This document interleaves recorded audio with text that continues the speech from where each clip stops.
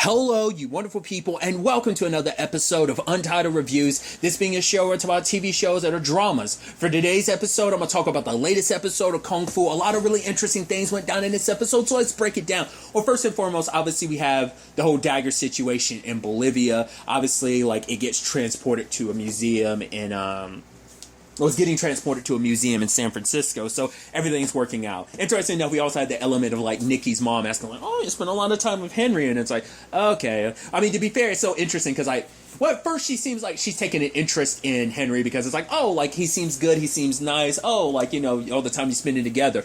Honestly, she's probably a little bit happier about that. Obviously she's kind of grown to be okay with Evan because Nikki and him are no longer dating, but I think it's also that thing of she'd probably rather Nikki end up with a Chinese man, just more traditional in that regard, probably. I mean, maybe there's other contributing factors of why she didn't like their relationship, but nevertheless.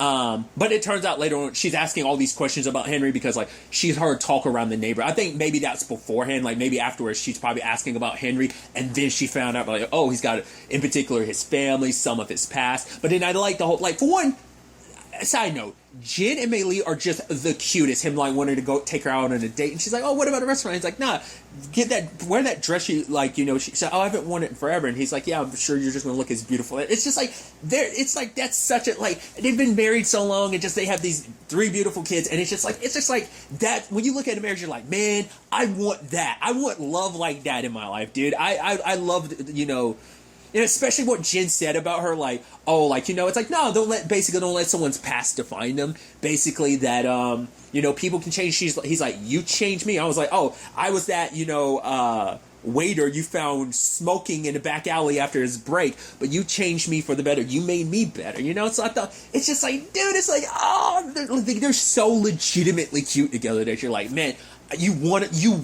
everyone aims for that, a long-lasting marriage like that. That's hashtag relationship goals, regardless.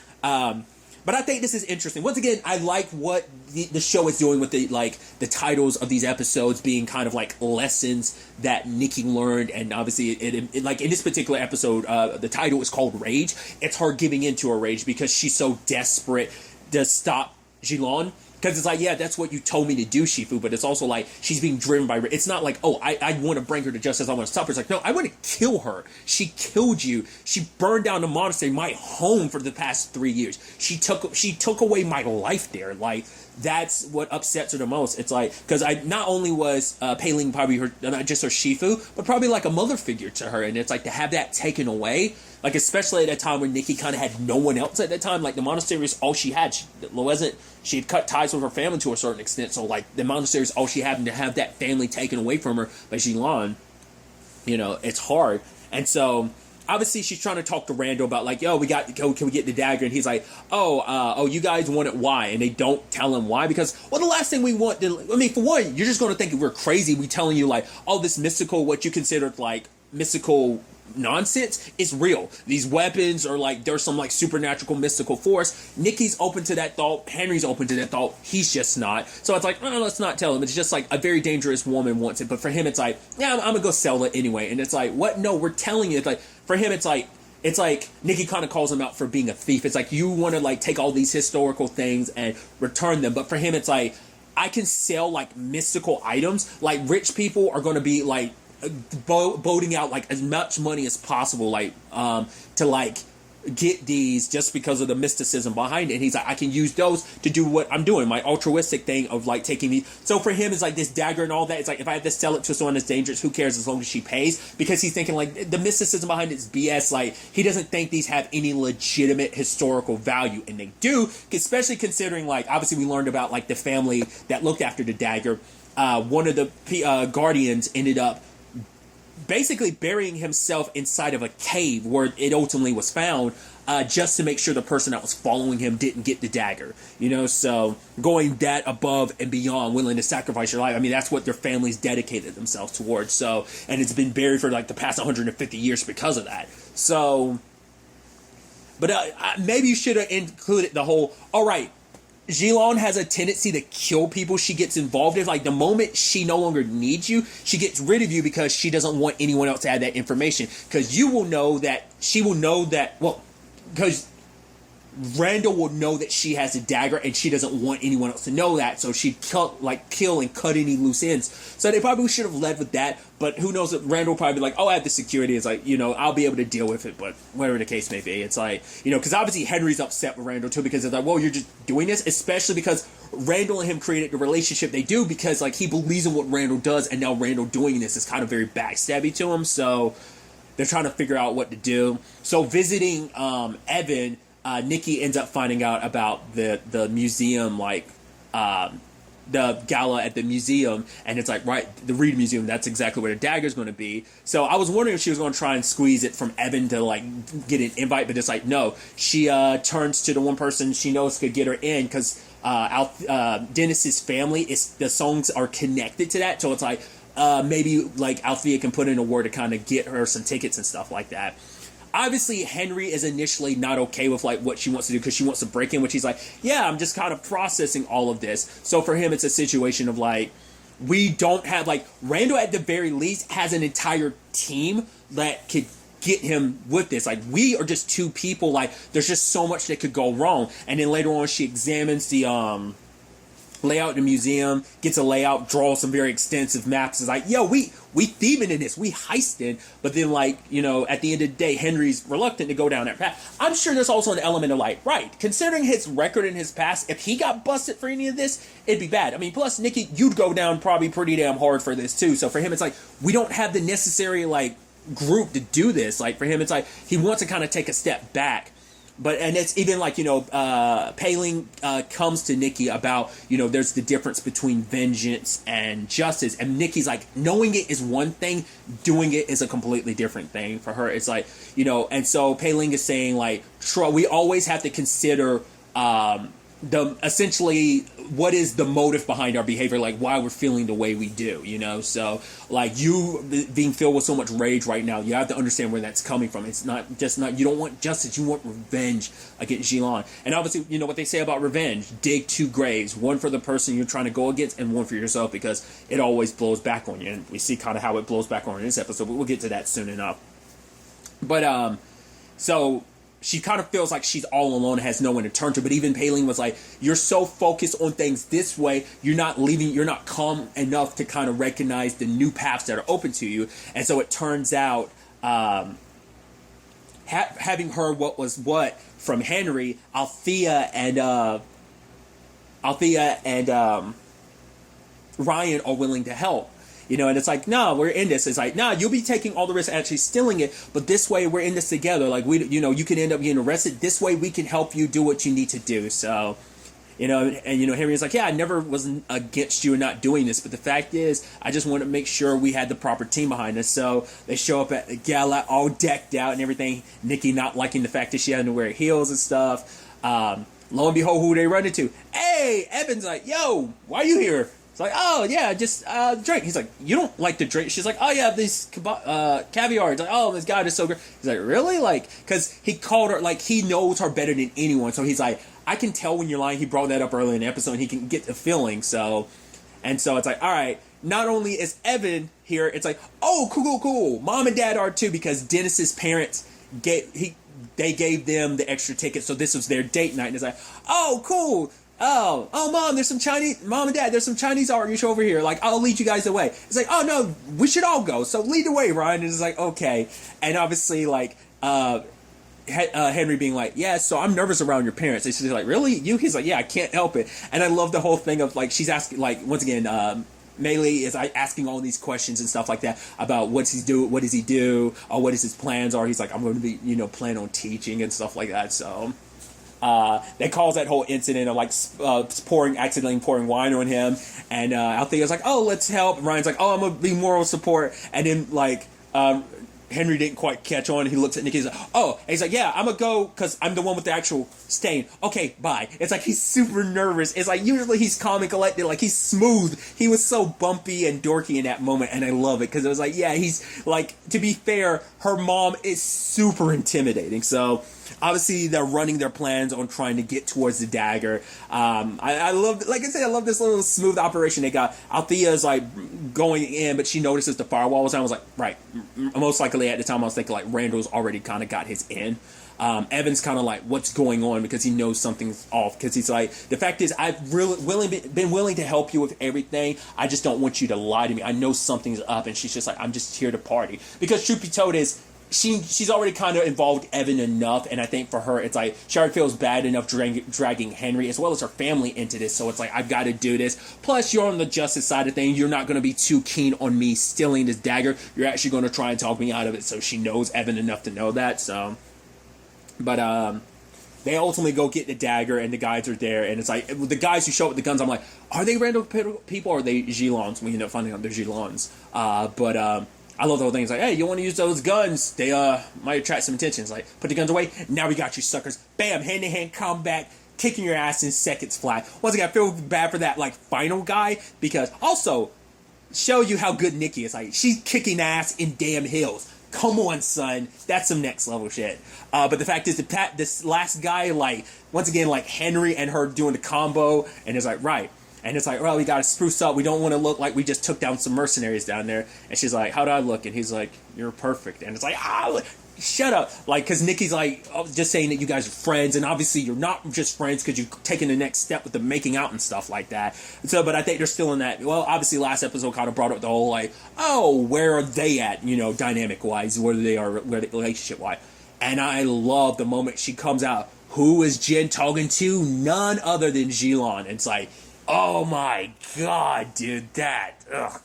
So I was wondering, I was like, how does she find out? But I mean, to be fair, she's got a lot of money and resources, so she probably was able to kind of look up Nikki to know that. Like, to be fair, we see that she was, because she was like, oh, you took my people down in no time flat. So she's probably like, they were already into the firewall, so she was probably watching the cameras. So she probably has been watching the entire time when Nikki showed up and saw who she showed up with. It's like, oh, so this is your family. And Jen's been telling them everything. It's like, oh yeah, that's my wife. Like, oh, if you ever want to stop by a restaurant, gave the name and everything. Nikki's like, damn it. And it's like, it's like this murderer's in front of her pretending to be something like, oh, I forgot what she was like. She's basically saying, like, she kind of like what Randall kind of does to a certain extent. She almost makes it sound like that's what she does on the more legal side of things, like checking in and procuring like artifacts and stuff like that. She kind of makes it, which is kind of what she does. Obviously, she leaves out the whole murdering people and angle to it. But obviously, it's a situation where Gilon is like, oh yeah, like, kind of back out of this. I'm actually surprised you're alive. You have a second chance, so back away, because if you don't, your family can get involved and ends up taking the knife off of her. And at the end of the day, Henry tries to stop her from Nikki to go after her, but it's like, for Nikki, it's like, no, like, I need to go after her, I need to stop her. And he's like, whatever driving you right now, it's not a need for justice. And she's like, just get my family out of here. And she goes toe to toe with Gilon, and it's like, you killed my Shifu, you killed your sister. And she's like, for one, it's like, you don't know Pei Ling. Like, she is no Shifu. She's a murderer and a thief. She killed our father. So did she say our father or my father? That's what I'm curious about. Because, like, well, it could be a thing that, like, maybe they have, like, different, like, because I'm trying to remember. I think she's probably said our father, but I'm trying to remember she said my father, because if she did say mine, that might indicate that, like, they have different, like, that they're half siblings and not full sisters. But I think I didn't pay too much attention to it. I should have, but that kind of, so it's a little more understanding, like, at least from her perspective. It might be a misconception, but that's also going to be an interesting thing what this means, because obviously for, like, Nikki, it's like, no, she's BSing, but also it's like, it's probably going to make Nikki start thinking and probably looking into it, because for her, she probably is not going to want to look into it, because it's like, no, I'm not going to doubt my Shifu. She did what she did to me, but she did what she did for me. There's no way I'm going to doubt her. But maybe that turns into a thing where it's like, she ultimately ends up looking into her Shifu and finding out, like, whoa, like, maybe she did do all this stuff, and, her Shifu has been her foundation, and, the foundation of, like, this mission, this quest that she's on, but also a core of who she's become for these past 3 years. That's kind of been a driving force. Pei Ling has been. She continues to be kind of like her conscience, her guiding force. Her force goes to a certain extent, because I never thought about making the Star Wars parallels, because I'm not the biggest Star Wars person, because I know next to nothing about Star Wars. I might have seen one movie, Revenge of the Sith, all the way through. That's it. Regardless, tangents and all that aside, but, like, that's kind of, like, what's there for her. So for her, it's probably, like, if she begins doubting Pei Ling, like, what that means in the grand scheme of things, what that means for her, like, I don't know. I feel like there's got to be extenuating circumstances. The argument could be maybe that's why Paling made the monastery, because maybe she committed some sins that she didn't want to. Like, obviously it might be a thing that Jilon doesn't know, like, oh, actually, our dad, what Jilon is doing, ironically, our dad was doing that too. He was trying to gather their weapons, and to stop him from getting the ultimate power, I had to kill him and run away so I could hide the sword so no one would try and attempt to do what he did. So she probably also did, maybe, that's why I'm giving Paling the benefit of the doubt, and that might be what the monastery was. It was meant to be her, yes, I did this thing that was necessary, but I crossed the line, and I hurt my sister, and I hurt so many people. I hurt myself by killing my own father, but I had no choice. Like, I felt like there was no other way, and maybe that kind of, in it, that lesson and that element could instill a lesson upon Nikki of finding another way. Going on a tangent makes you kind of think of like Avatar: The Last Airbender. Once again, what did everyone, even an airbender, tell Aang?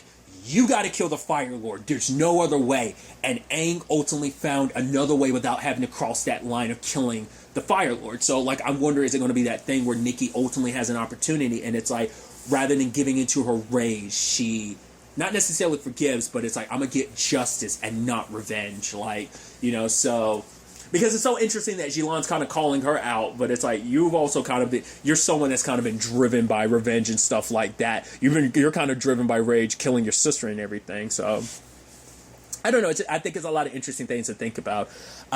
What I thought was fascinating, obviously, like, Jilon outclasses her. To be fair, like, she's been training a lot longer than Nikki. Nikki's only had, like, 3 years of training. She's good, but Jilon has probably been training her entire life. So, she's outmatched skill-wise. So, but what's interesting, though, is the moment she saw the markings on Nikki's hands, she stopped.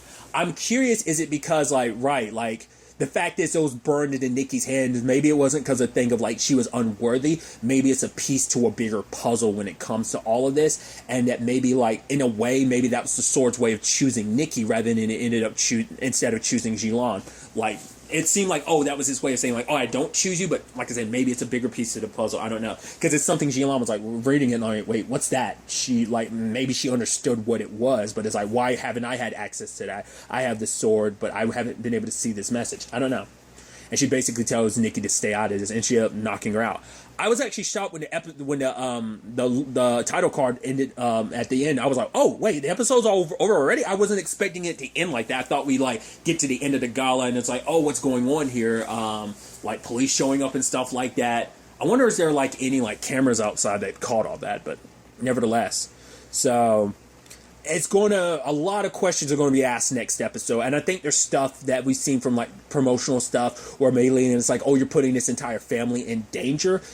That might be related to Henry, or that might be related to, like, it coming out about the Jilon thing, because once again, the only people who know are Althena, Evan, Henry, and Ryan. Well, to be fair, everyone except for their parents knows the truth, so this episode also presented an interesting thing on the Althea front. Well, for one, and these storylines kind of go together, is for Ryan, he finds out that the clinic he works at might be shutting down because they don't have enough money. The mayor isn't giving them the resources and money they need to keep things going, so they have to cut back hours. And eventually she's like, the person who the doctor who runs the place, like, even she's like, I don't know if we're going to last a month. So Ryan's talking to Althea about, like, you know, talking to people, and Althea is saying, like, to get like, you basically have to smooth talk these people. Like, it's not like they're going to give their money up out of the goodness of their heart. It's like, no, you're gonna have to, like, schmooze and get close to a lot of people. That's you have to basically network to get what you want, especially even if it's something for altruistic as that, like, you know. Which Althea has her own issues this episode when she's confronted by Chase's lawyer, who's like, yeah, and we find out the woman who recanted her statement that the reporter was looking into, like, it's because they made her sign an NDA. It's like, yeah, we didn't threaten her. It's like, yes, you did. Shut up. But we're offering her a sum of money. We're offering you the same thing, you know. And it's like they're trying to silence her. And it's like, yeah, she's like, she has already said, like, I'm not saying anything. It's good. We just want to make sure you could kind of keep that up. So we're willing to give you $300,000. It's like, yeah, but she's just like, no, like, just leave me the hell alone. But it's like, okay, if you do try to go up against Chase, Dennis's family's invested heavily, so he falls, they fall too, and it's just like, oh, like, you're such a, once again, it's just like, man, can't like, there's good lawyers and there's bad lawyers. It's just like you represent, like, you legitimately don't have to represent shitty people. The argument could be by representing kind of the somewhat shitty people, the big corporations. You pay for the money, pay for being able to do the very pro bono, good-natured stuff. But it's still like, oh, come on. He didn't have to be an asshole about it. It's also the thing of like, man, how can you represent someone you know is a garbage human being? It's like, yeah, he's sexually abused women, and you're like, oh, let me use my power as a lawyer to help you, like, skirt that away. I'm like, I'm sure you're getting paid for it, but it's just like, come on, dude. Do you have to be an asshole? And obviously Althea's kind of bouncing that around in her head because it's like, if I do this, like, even if it's bringing Chase down, I'm going to ruin Dennis and his family. And she's like, okay, so, you know, what if this all went away because they're eating a very fancy dinner? He's like, yeah, I don't care if we're eating out of a dumpster where, you know, you're wearing like a sack or like a paper bag or something. She's like, well, what about you? He's like, yeah, I'll wear one too. You know, we'll, at the very least, we'll match. She's like, I'll love you regardless of anything. Because she's like, you know, what if we were like, you know, hypothetically this all went away. We, you know, be like, we've never really been through the, like through the kind of, what would be the metaphor? We haven't really been through the trenches, you know, testing our relationship. But later on, hearing from Dennis what his family does, it's like, yeah, like, they're so well off that they have to make sure, like, no, at the very least, we need to take our money and help out other people as well. So there's a lot of endeavors, in particular, a lot of hospitals, and like, you know, medical places that they give their money to. And they, like, one of the women, like, oh yeah, like, her daughter got treated at one of those places thanks to the money that Dennis's family donated to it. And it's like, Althea seeing that firsthand decided, you know what, I'll sign the NDA, but you're going to pay me $500,000 instead of $300,000. And it's not going to go to me. She's basically sending it to Ryan's clinic because I think she's thinking of the same thing. At the very least, I don't need his payoff money, his dirty money. I don't need it. I don't want it. But that money can be used for good. So she's willing to make this sacrifice because it's like, at least something good can become of this. And she's like, you'll leave me the hell alone. But the sad thing is, eventually it's going to come up, like, he's still doing what he's doing. He hasn't stopped, because if you don't stop a monster like that, they're just going to keep doing it and get away with it because they're so powerful. They feel the need to pay someone off. So new victims will arise from this, and I think that's going to turn into a complication for Althea's story, because for her it's like, I could have stopped him, but I didn't want to, just because like the consequences so many people would have suffered. Once again, she still hasn't even told Dennis. Like, maybe she should have talked to Dennis about it. Maybe they could have, you know, that would have been a discussion that they had, but obviously she doesn't want to. It's hard enough, and that's the sad thing too, because of this NDA, she's been silenced now. She can't share her story, not only to help any future or past victims, but also it's like her story. It's her story, and that's been taken from her, you know. So that's also, you know, a complicated angle to this. But like I said, at the very least for her, it's like she thinks like the money that can be used at that clinic, that clinic helps the community. There's so many other people who don't have anywhere else to go. That's why it's so important to Ryan. I really appreciate him kind of acting a little like out there and kind of getting the mayor's attention, being both serious and at the same time just acting as a distraction. But I think for her, it's like, right, like, regardless of my pain, at the very least, it can make sure that Ryan's able to keep the clinic going and he's able to help as many people as possible. So paying it forward to an extent. So kind of a sad aspect of it. But we'll ultimately have to wait and see where all of this ends up taking us going forward into the next episode. But really, that's all I want to talk about. Till the next time we meet, be happy, be safe, live life to the fullest, and enjoy it. Good day and goodbye.